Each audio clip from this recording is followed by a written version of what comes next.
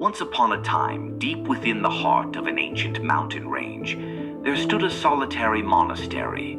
It was a place of tranquility, where wisdom flowed like the river nearby, and every stone seemed to hum with quiet power.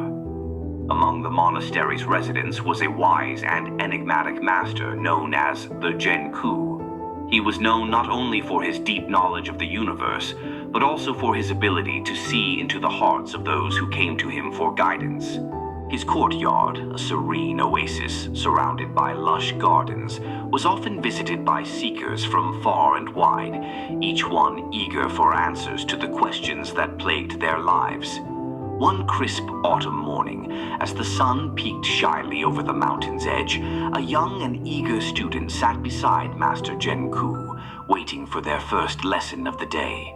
The silence between them was not empty, but filled with the unspoken bond of teacher and pupil. As they sat, two weary travelers approached the courtyard, their faces lined with the weight of their burdens. They had heard of the Genku's wisdom and had traveled long distances in search of answers to their troubled lives. The first man, his eyes dull with fatigue and his body hunched from the heaviness of his thoughts, stepped forward. He bowed deeply, his voice trembling as he spoke. "Master, I have been living in the same town for years," he said, "but I can no longer bear it. The people there are cruel, and the air is thick with hostility. I feel suffocated. I want to leave, to find a new place to live. Will this town be any different?"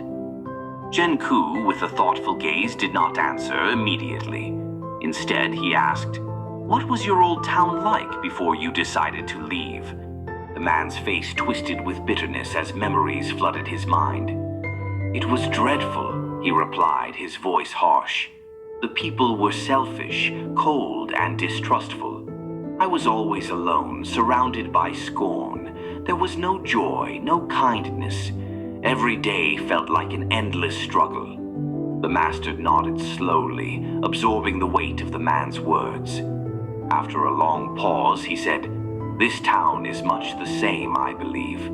You will find no relief here, not with the bitterness you carry in your heart." The man's shoulders slumped, and without another word, he turned and walked away, the weight of his sorrow dragging him down the path. The student, who had been silently watching the exchange, turned to Genku, his brow furrowed in confusion. "Master, why did you tell him that?" the student asked. "He came seeking hope, but you gave him none. Surely you could have offered him a different path." Genku looked out over the garden, where the leaves of the ancient trees swayed gently in the breeze.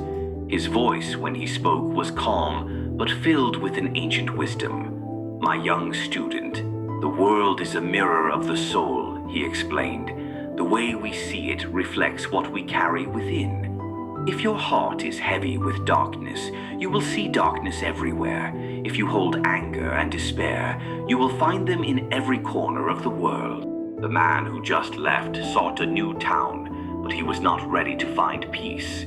He was filled with resentment, and so he would have found only more resentment. The world he sought was already inside him. The student nodded slowly, absorbing the master's words, but before he could speak, another man stepped forward. This man was different. His eyes were bright, his step light, and a gentle smile played at the corners of his lips. He bowed with respect, his voice filled with warmth and curiosity. "Master," the man said, "I have traveled far to seek your wisdom. I am considering moving to this town. What is it like?" Genku studied him for a moment, then asked, "What was your old town like?" The second man's face lit up as he spoke, his voice full of fondness. "It was a wonderful place," he said. "The people were kind and generous, the community strong. I had many friends, and every day felt like a gift. I simply wished to explore new places, to meet new people, and to see what other parts of the world hold." The master smiled, a soft, knowing smile. "This town is much the same, I believe," he said. "You will find it welcoming, full of warmth and possibility. The second man's face brightened even further, and he thanked the master profusely before leaving the courtyard, eager to begin his new journey. Once the man had gone, the student, still puzzled, turned to the master again. "But master," he asked, "how could you give them such different answers? They both asked the same question, but you told one man to stay away and the other to come. Why?" Genku's gaze softened as he turned to his student.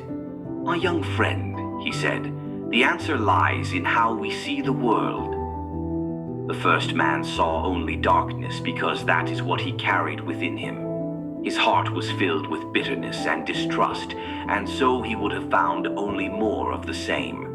The second man, however, saw the world with open eyes and a joyful heart. He carried love and hope inside him, and so the world reflected that back to him. The student was silent for a long time, pondering the master's words. Then, finally, he asked, "But master, how do we change what we carry inside us?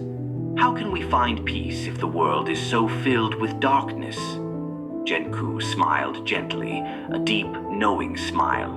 He said, "The first step is to look within, to face the shadows inside yourself and bring them into the light. When you begin to heal your own heart, you will see the world differently. It will not be easy, but it is the only way. True peace is not found in the places we go, but in the way we see the world. And that, my young friend, is a choice we make every day." The student sat quietly, the weight of the master's words sinking deep within him. And from that day forward, he learned to look at the world with new eyes, knowing that the world outside was but a reflection of what he carried within. And so the story teaches us this: we are the creators of our own reality. Our perception of the world is shaped by the thoughts and feelings we nurture inside ourselves.